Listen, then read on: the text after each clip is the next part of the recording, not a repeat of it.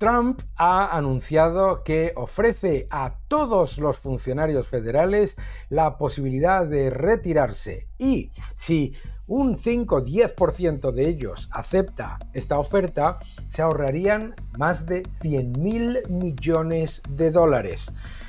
¿Y qué es lo que ha pasado? Es que esto es increíble. Stephen Colbert, uno de los presentadores de estos shows de late night, ha metido la pata porque no tienen ni idea de economía. No solamente los late nights se han convertido en una máquina de propaganda y de adoctrinamiento, aburridos y que encima no los ve absolutamente nadie o poquísima gente, mínimos históricos de audiencia, sino que encima va y como intenta hacerse el gracioso, demuestra que de economía no sabe nada. Vamos a hablar de todo ello y de este plan de reducir la administración pública.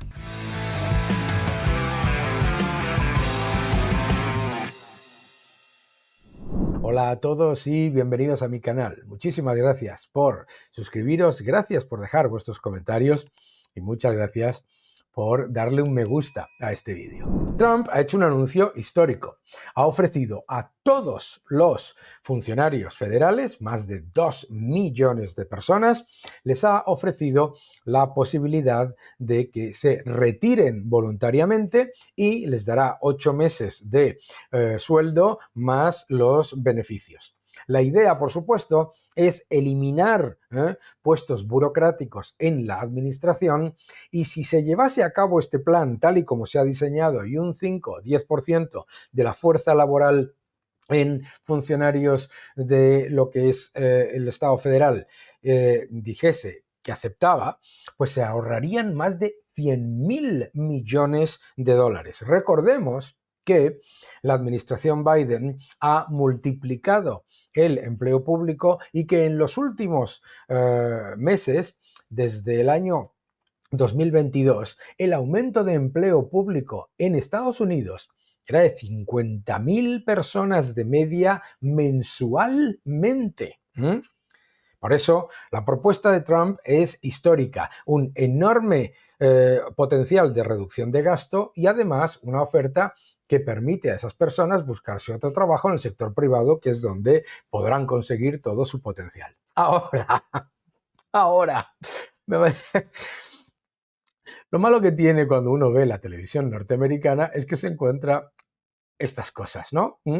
Veréis, en los últimos años, ya vamos a más de una década, los late nights, que solían ser programas de entretenimiento donde tenías entrevistas divertidas, conducidos por humoristas que hacían lo que era la velada pues mucho más entretenida. Los late nights eran algo absolutamente entretenido y que todo el mundo aprovechaba ya cuando había acabado el día y querías descansar.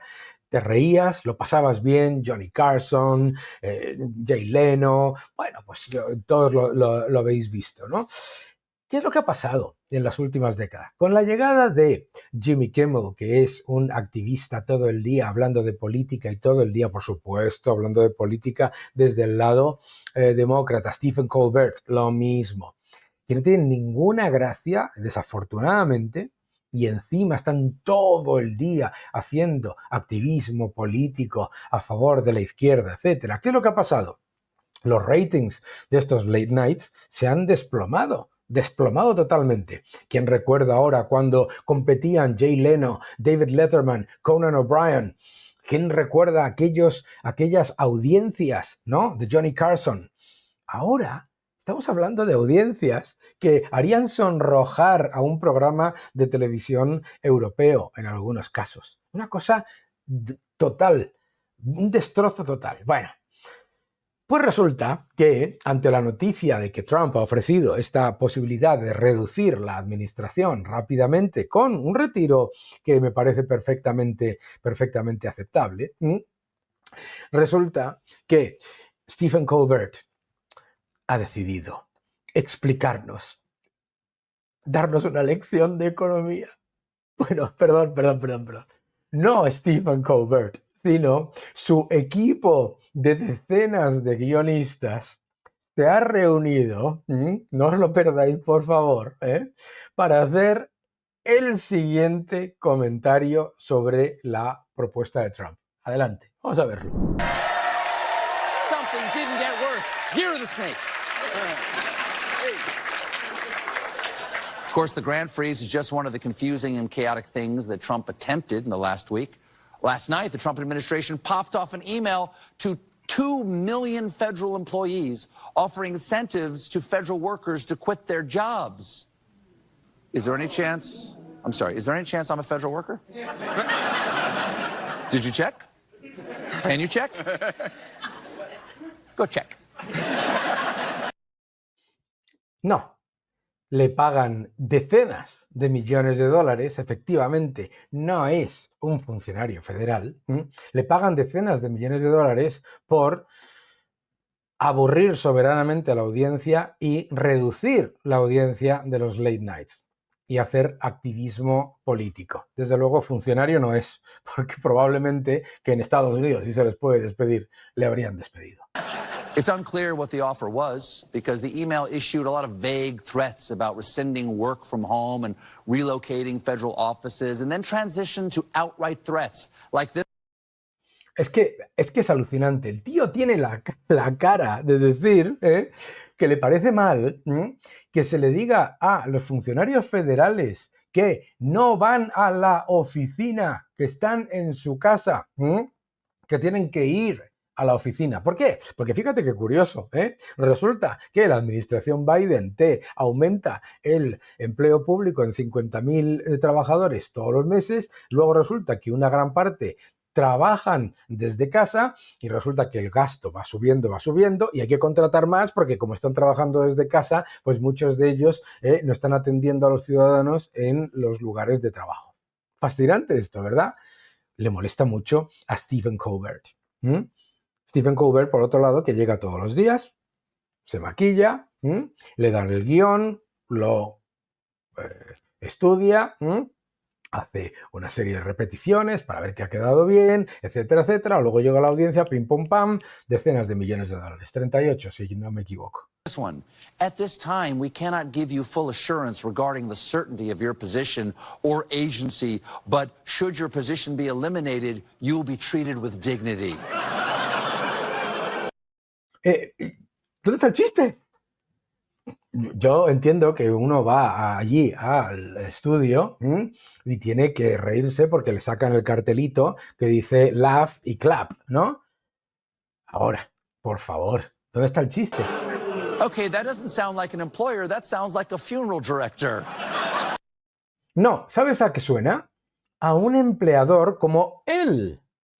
Como él. Porque resulta que sabemos que el señor Colbert en su programa a esas decenas de personas que están trabajando para él los trata con un nivel de exigencia y con un nivel de agresividad perfectamente aceptable. Pero fíjate qué curioso, este señor, ya no quiero ni pensar en Ellen DeGeneres, que le cerraron el programa cuando se supo que trataba a los empleados como esclavos, Este señor es el que nos va a hablar de dignidad y de buenas formas en el trabajo. We have a lovely selection of dignified oak or stainless steel, let's call them cubicles, and Marge and our makeup team will make your democracy look like it's just sleeping. O sea, resulta ahora que ofrecerle a los empleados federales, a todos los funcionarios, ofrecerles una salida, 8 meses de salario y beneficios voluntaria, resulta que eso es, vamos, esclavitud, It seems like they're trying to make conditions so bad for federal workers that they'll all just quit.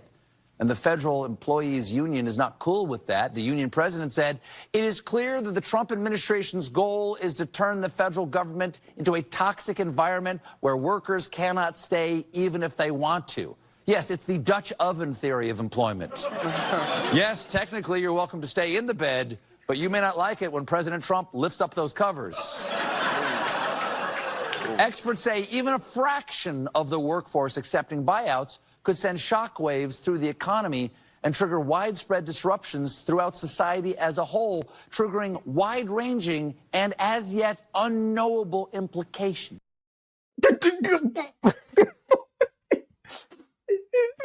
Esto es muy típico de la izquierda. Expertos dicen que incluso si una fracción de la fuerza laboral aceptase ese retiro, esto generaría unas enormes olas a través de la economía y generar una disrupción brutal en la sociedad en su conjunto, llevando a implicaciones de profundo calado y todavía sin conocerse. ¿Quién es el experto que ha escrito esta estupidez? Bueno, el experto. A lo mejor es uno de esos expertos en diversidad, equidad e igualdad, que han poblado los departamentos de Estados Unidos en cualquiera de los funcionariados. De momento, el chiste ¿dónde está? ¿No? Esto es un monólogo de un cómico, de los decenas de guionistas del cómico, ¿vale? Vamos a seguir. You know, ¿A qué viene? first car I ever owned was a 1978 powder blue Pinto. I bought it from my brother Billy for $1, and I got ripped off. But what she lacked Mira, ese chiste no era tan malo. Tampoco es que se hayan matado, ¿eh? in acceleration, she made up for in rattle. It clearly had some problems, but I didn't have any money to fix it, and I didn't know anything about cars. So what I would do is I would drive it over a shallow drainage ditch across the street from me, and I would keep it running, and I'd pull the handbrake really hard, and I'd shimmy underneath it with a hammer, a pair of pliers, and a screwdriver. And then I would touch the hammer to various things under the car. And if by touching them, the rattling stopped, I would use the other tools to remove that thing from the car. And after a while, I had a beautiful collection of rusty hunks of metal on the wall of my garage. I had no idea what they did, but the car was still running until one day I removed one too many mystery parts, and then it died.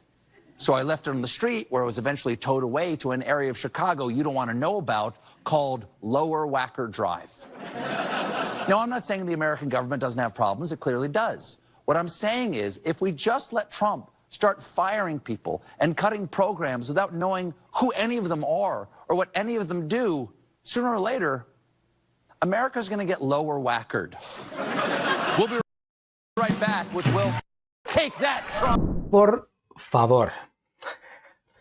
Primero.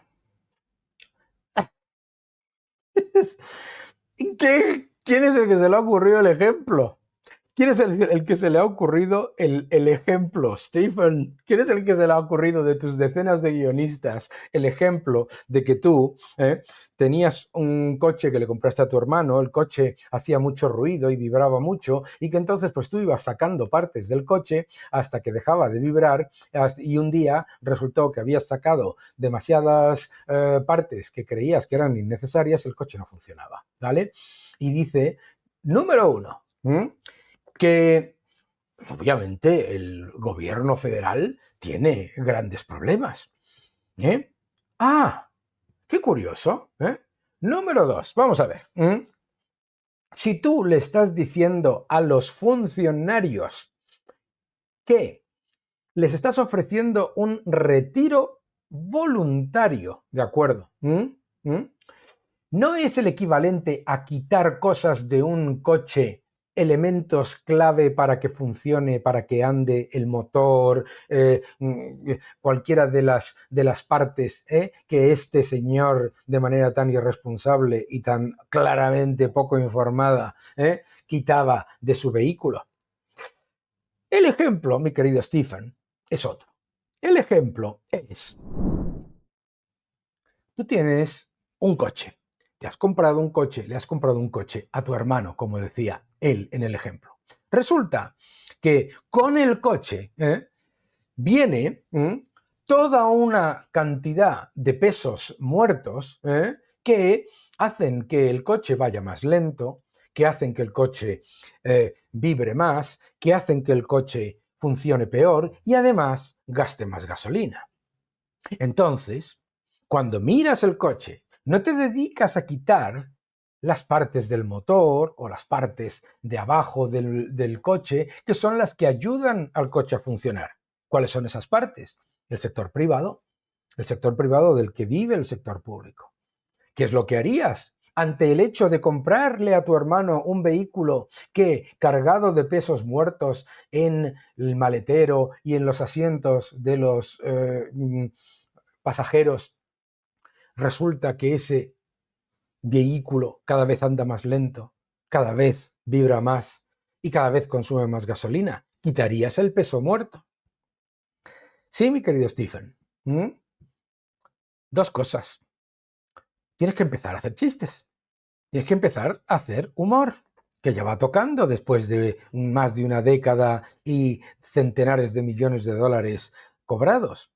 Número 2. Tienes que aprender economía. El ejemplo que tú acabas de dar en este clip es profundamente falso. Es decir, lo que tú hacías, mi querido Stephen, con el coche que le compraste a tu hermano, era lo que hace el sector público con el coche, que es la economía, que es quitar de lo que funciona vía impuestos. Tú eras el funcionario público que, en vez de mirar a qué era lo que no funcionaba y repararlo, lo que hacía era quitar las cosas que hacen que el vehículo funcione.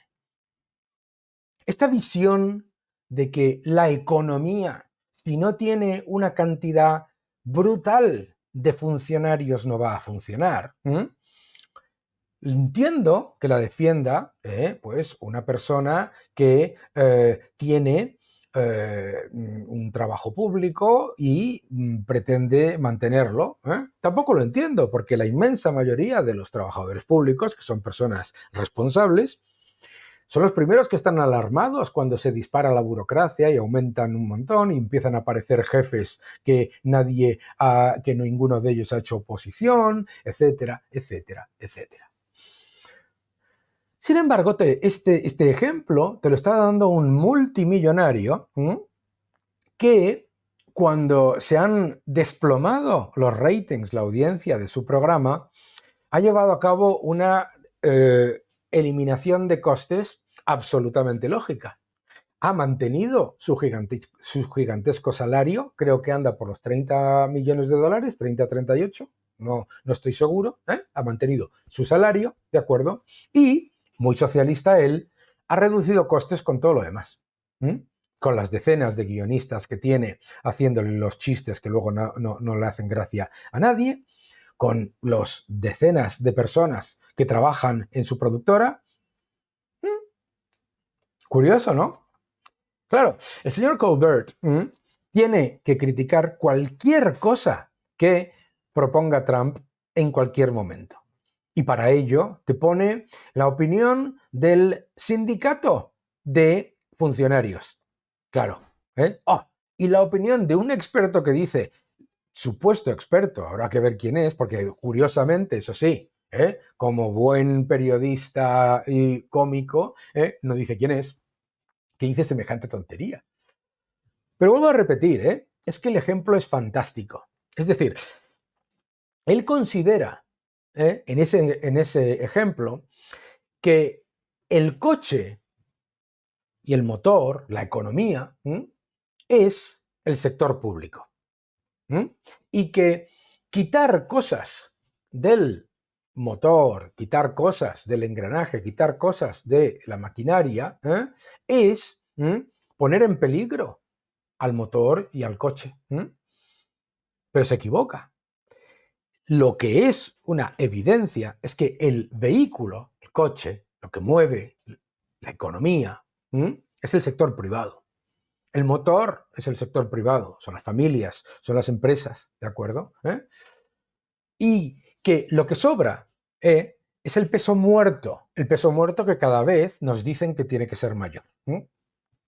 Esos pesos muertos incluyen una administración Biden que ha multiplicado el número de agencias que se han puesto a contratar sin control departamentos de diversidad, equidad e igualdad. Eso incluye toda esa cantidad de personas que se han tenido que contratar porque los funcionarios que ya estaban contratados estaban trabajando, entre comillas, desde casa y no atendían a los ciudadanos. Esos son los pesos muertos. El ejemplo está mal, Stephen, el ejemplo está mal. Me da pena, menos mal que todos vosotros sois hispanohablantes. Me da pena, ¿por qué? Porque ante una aberración y una sandez económica como la que él ha dicho, si él lo pensase, despediría a aquellos guionistas que han creado el supuesto chiste y la supuesta anécdota. Pobrecillos, ¿no? Por otro lado, probablemente merecido, considerando los malísimos chistes que le pasan. Pero lo curioso de todo esto es que Stephen Colbert, que es un multimillonario, además es empresario, por supuesto, de un éxito impresionante, Stephen Colbert ha llegado a los estudios. Le han dado el guión. Ha leído ese guión. Le ha parecido bien esa anécdota. Habrá cambiado alguna pequeña cosa, la habrá devuelto al equipo, se la habrán vuelto a traer, han hecho han estado ahí pues haciendo varias pruebas y después, ya en el programa, nos lo ha contado. Es decir, un multimillonario que vive maravillosamente a pesar del desastre de audiencia de su programa, un multimillonario de verdad está diciendo que el equivalente al coche, al vehículo que él se compró, es el sector público. Es para alucinar. Vuelvo a repetir, mi querido Stephen. No, aquello que tú quitabas de debajo del coche de esa manera tan graciosa, como tú decías, no era el sector público. Lo que estabas arrancando del coche era el sector privado, lo que genera, lo que permite que tu coche andase. En el momento en el que, como buen burócrata y como buen socialista, eliminaste del vehículo no el peso muerto, sino las partes esenciales para que el motor siguiera funcionando, tu coche se quedó, como dices en el ejemplo, tirado en la calle y terminó en un desguace. Es decir, que a pesar de haber comprado el vehículo por $1, hiciste una inversión ruinosa y perdiste dinero. Eso es el sector público. El sector público es aquel que está constantemente quitando partes y limitando la capacidad del motor de crecer, de correr, la capacidad del coche de funcionar, y luego encima dice que es que hay que ver. Ay, Stephen, un poquito más de humor, un poquito menos de politiqueo y lo mismo, yo creo que ya no tiene salvación. Alguien empezará a verte con más regularidad de nuevo. La culpa es mía por hacerlo. Que no te engañen.